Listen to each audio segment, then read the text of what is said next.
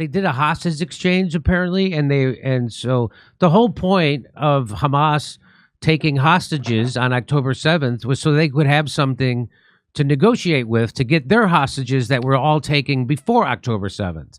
That's, again, the part that Piers Morgan always leaves out, and everybody, and Rachel Maddow, and everybody else on corporate news, Sean Hannity, they all leave that part out. And so now they finally have killed enough Palestinians. They've pretty much moved everybody out of the north of Gaza, and they're still killing the people in the south of Gaza. That they decided to take a pause. The international pressure got so great that they took a pause in the slaughter. And let's remember why they didn't want to have a pause in the slaughter, a ceasefire, because then journalists would go into Gaza and report back what was actually happening, and people would see the horror. And so that's why they had to keep it going. So they finally stopped, and now they released someone here. And a lot of the prisoners that they're releasing are children. Palestinian children that were taken as children and put in jail without a trial. And so here's just a little bit of that. Here's and this is an interesting story about this. These are the hostages Israel is releasing today, 90% children, kids who run right into their mother's arms. Here we go. Now, I can't vouch for that number of 90%. But so that's just something somebody said.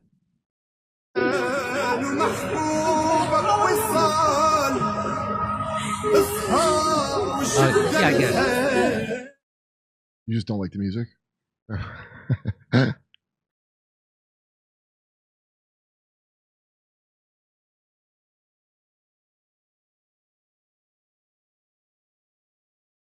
There's some more kids hugging their mothers. So why do they arrest kids at it? Like what? So this is what they'll tell you. Mm-hmm. So like this is underneath that.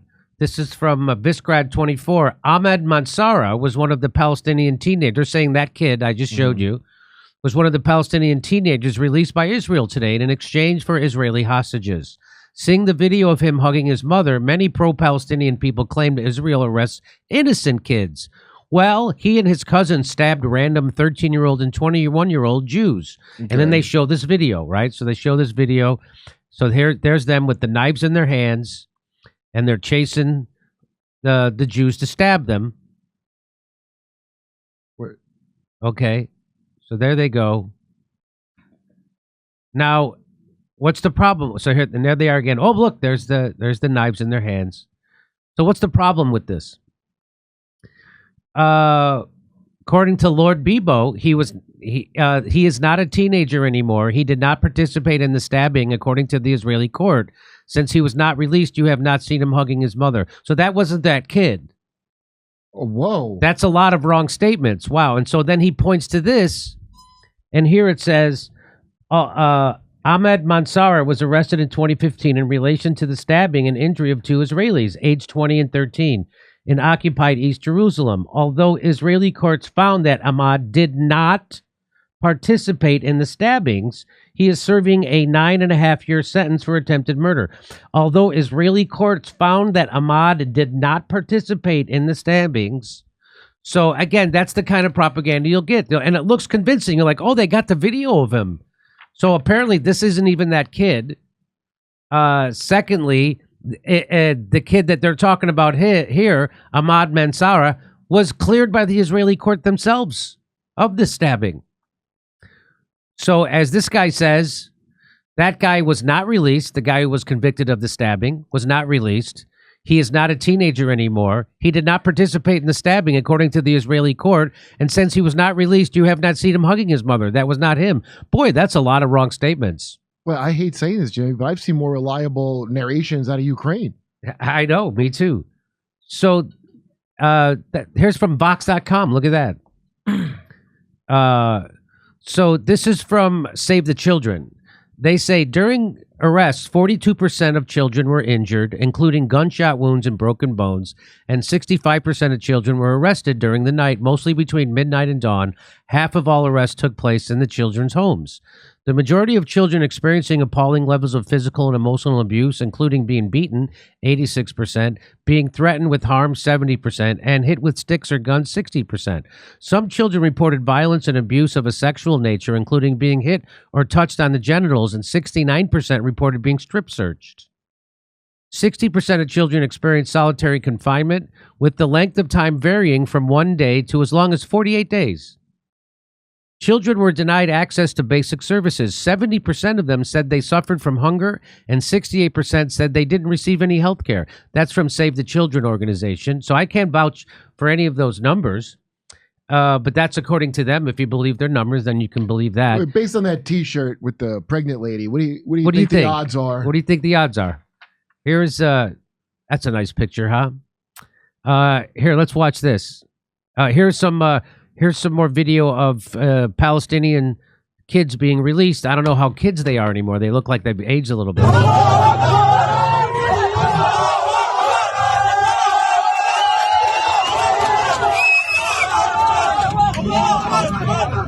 هذا المجد ثمنه غالي هذا المجد ثمنه غالي هذا المجد ثمنه غالي الله أكبر الله أكبر. See, I don't know if y'all translate. He's yelling, "We're going to Disney World." I think that's what he's saying. I don't speak Arabic. Maybe we get Chris Hedges in here. He does. So there you go. Keaton, what do you know about the arresting of children in Palestine by Israel? Oh, yeah, no, I mean, I've heard a lot about that. And this is something, you know, when you have guys like Bill Maher and Douglas Murray try and justify what's going on in Gaza now under the guise of, well, Western civilization is more liberal and more advanced and more tolerant than Middle Easterners, and so therefore that gives us carte blanche to genocide them in broad daylight. Like that argument is just obscene on its face. But what's also absurd on its face is that Israel is this like Western style democracy. It's a fascist police state, obviously. Yeah, those numbers from Save the Children seem spot on to me. I have no reason to doubt those numbers based on what I know. You showed footage, I think we showed this too a few weeks back, of the Israeli cops beating the shit out of the Orthodox Jews who were protesting for peace. That video got demonetized. YouTube demonetized that. Style liberal democracy. Sorry, what was that? I said YouTube demonetized that video on me. Go ahead, finish what you're saying. Oh, they demonetize videos left and right. I don't even try to monetize half the stuff we put out on this topic because I know that they're just going to flag them anyway. But yeah, no. So it's not even like even the very conceit of this like civilizational argument is wrong. Israel is a fascist police state. It's not a Western style democracy. They imprison children. And then the other point of this is, okay, so you're subjecting children to up to 48 days of solitary confinement, putting them through all of what we saw in those exhibits there, both the written and the video. And then you wonder why some of them act out when they get older. You wonder why Hamas does what it does. Like this is a state that routinely traumatizes people from obviously when they are children. So I mean, it just should not come as any surprise. Kurt, you have anything to say about the child prisoners from Palestine being released? Well, not the release, but child prisoners, they're way ahead out there, you know? They got the best surveillance, the best prisons. They get them young. Do you know, by the way, Keaton, when Hamas in their charter acknowledged the existence of Israel? Because I heard of it. Then we checked on the show the other day. But do you know when exactly that happened? I'm not sure. No. Oh. So this says here, Kurt, 2017. I just looked it up to see if I can give you that there. So you remember? Again, that's based on 6 seconds of research. So don't take that as Michael Rappaport told me to read their charter. Yeah, Michael Rappaport. Yeah, right, exactly. Michael, did you read it? Why do you think they did finally take this pause, Keaton, and to do this hostage exchanges? Because do you think they were taking heat for not getting the hostages out? The Israelis were taking heat for not getting the Israeli hostages out before they flattened and bombed the place? Yeah, I mean, I think they saw an opportunity to get some of their hostages back because, look, don't forget, Netanyahu is not popular through all of this. Like, usually when you start a war, you get more popular.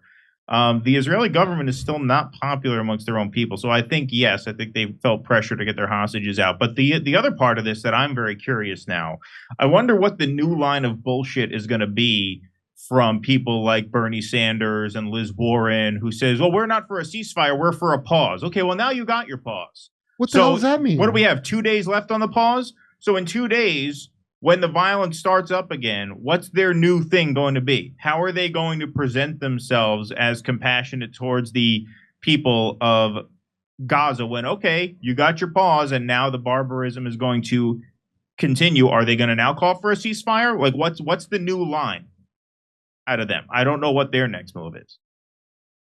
I don't know.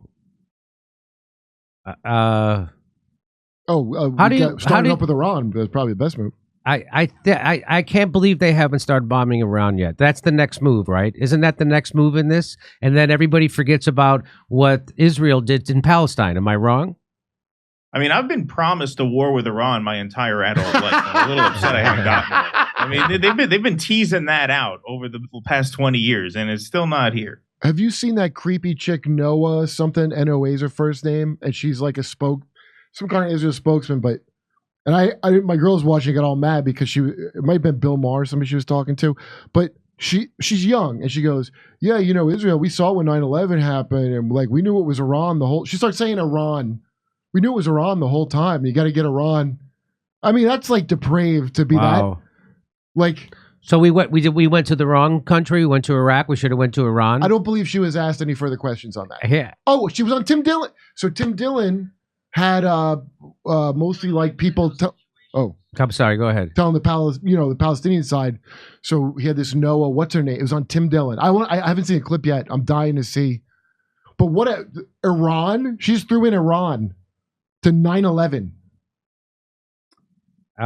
David Frum didn't even pull that level of shit. Michael Rappaport hasn't even pulled that level of bullshit. Well, he's hanging out with her because I was trying to look up who she is. So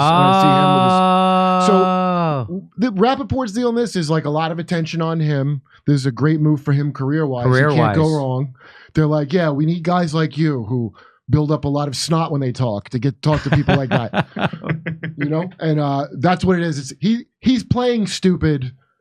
Like there's a level of stupid of just not knowing anything because you don't want to know nothing, and then he's playing extra stupid. Yeah, but this is like real Sean Penn.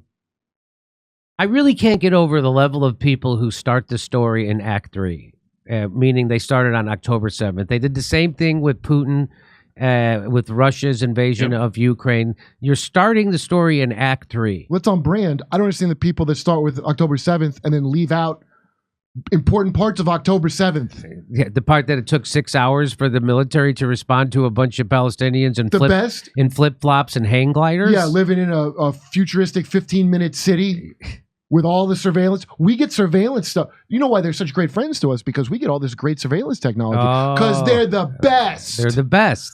So that part of October 7th, I feel like that's part of the reason not to have a ceasefire, because it's hard to forget about that. And like Americans are pretty dumb, and I was dumb enough, but I have a feeling like a whole nation full of Jewish people are not dumb enough to not think about that in the days. And Netanyahu knows that. They already didn't like him for the other stuff, Yeah. Well, they have to have censorship. If they don't have censorship, if they don't have narrative control, they lose. And so they got to have censorship. And if they can't have censorship, like if you stay inside their own censorship guidelines, like Russell Brand did, then they'll just discredit you, like they did this. So that if they can't do narrative control, they do character assassination. Wait, he didn't stay in the. And if he did, wait, they couldn't cancel his channel for a real reason. Oh, right. They had to book up this bogus hit job in the establishment press on him about his alleged past sexual exploits, which he's already written about. Yeah, that's amazing how much. This is a real controversy. We're just going to take his money from his channel, and they take it. Yeah, no one cares. He got. Well, this is what Steven Crowder said. Whatever anybody thinks of him, it's not an endorsement of him more broadly, but he said something that's absolutely true. He said, never make the mistake of thinking that because you don't break the rules, they won't come for you anyway. That's right. They will find a way to change the rules, or they will find some way to shut you down if they want to shut you down. Well, it sounds like you really like Steven Crowder, and that's me. That's me doing my Cornel West impression. I have that actually printed on a That's mug. what Cornel West would say to you if you said that. It sounds like you're in solidarity with Steven Crowder. Yeah, are you? It Sounds like you like Steven Crowder more than you're letting on. That's what. that's what Cornel West would say. It sounds like you like Steven Crowder a little bit more than you're letting on. More than you're letting Brother on. Crowder? Yeah, Yeah. Cornel West completely blowing his reputation in that one sentence. Completely. I mean, is that really more shameful than acting not- like he you didn't blow like it- Anderson Cooper? But he didn't. No, it's More not. than you do like him? But he didn't blow his reputation with Anderson Cooper, Rachel Maddow, and all the same people Jon Stewart likes to stay in good graces with. The establishment shit libs. Yo. I wanted to say one more thing about. Oh, I said this to the Young Turks when they were censoring it. When Apple, iTunes, and Facebook, and Instagram, and Twitter all got rid of Alex Jones on the same day. And I had a heated, you could see it, it's still up on YouTube somewhere, unless the Young Turks took it down, they might have, heated with an executive at the Young Turks on camera, screaming match, and me saying, you're in the independent news space, you moron. You don't think they're going to come for you if you ever cross the establishment? Well, little did I know that the Young Turks have no interest in crossing the establishment, and they knew they would never come for them, and they're not, because the Young Turks are playing good. They're good boys and good girls, and they take money from the establishment now. Jeffrey's, who's the guy they took? Katzenberg gave them $20 million, and Cenk lied. He went on the Hill and said, "I'll break some news. We paid that money back." You don't pay back an investment. That wasn't a loan. They didn't give the Young Turks a loan. That's what he said? That's why Jeffrey Katzenberg's hedge fund has a seat on the Young Turks board. The same reason why Buddy Romer's hedge fund has a seat on, now what's it called? An equity firm? It's the same thing. They have a seat on the Young Turks board. There's a board. The Young Turks have a board. Did you know that? And it's populated by proxies from billionaire hedge funds. That's who really runs the Young Turks. Okay. And well, it's just funny. I mean, if you notice, everyone who's pro-censorship will never say anything interesting enough to be censored themselves. That's what makes them such cowards, right? It's That's very right. easy to advocate for censorship when you know that you're so boring that the censors will never come for you because you'll never say anything that takes the establishment off guard. They consider it working dirty, like those comics, the ones that suck when they looked at, oh, that's because you're working dirty. That's what it is. Just it was the dirtiness, not being Philly more interesting than the corporate crap that you're trying to do. we're doing live comedy shows in Oxnard, California, Venice, California, Palmdale, California, Omaha, Nebraska, Des Moines, Milwaukee, Lansing, Michigan, Bend, Oregon, Portland, Oregon, Seattle, Washington, and Boston. Plus, we're going to put a date in Edmonton, Canada, plus Vancouver. See ya. Go to jimmydore.com for a link for all those tickets.